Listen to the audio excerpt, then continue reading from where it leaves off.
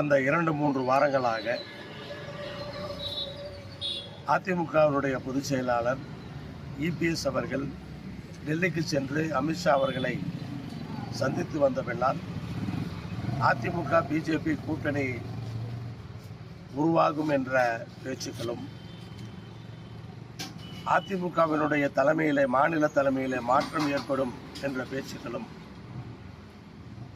விவாதங்களாக மாறி தமிழகத்திலே அனைவரும் பேசிக் கொண்டிருந்தார்கள்.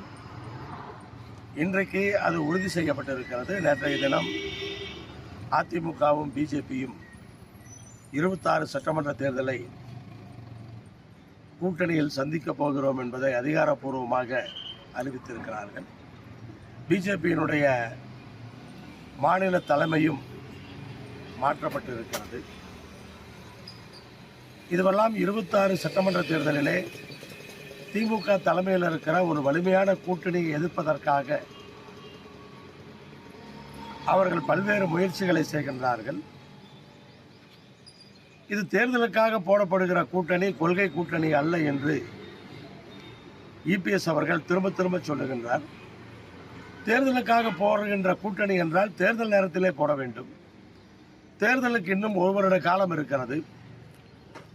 அப்படி இருக்கும் பொழுது ஏன் அவசரமாக இந்த கூட்டணியை அறிவித்தார்கள் என்பது அவர்களுக்கு தான் தெரியும்.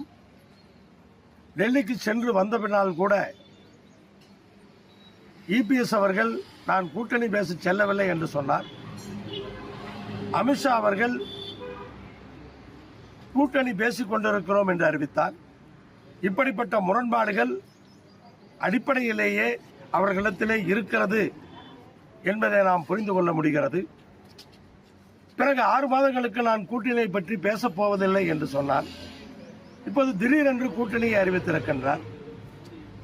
2024 தேர்தலுக்கு முன்பும் பின்பும் எப்போதுமே பிஜேபியோடு கூட்டணி இல்லை என்று சொன்னார். இப்போது மாறி கூட்டணி போட்டிருக்கின்றார். அப்ப மக்கள் மத்தியிலே அந்த ஒரு நம்பிக்கை இழந்தவராக இபிஎஸ் ஆவார், அதிமுக கட்சி ஆகும் என்பதை இந்த நேரத்திலே நாம் புரிந்து கொள்ள முடிகின்றது.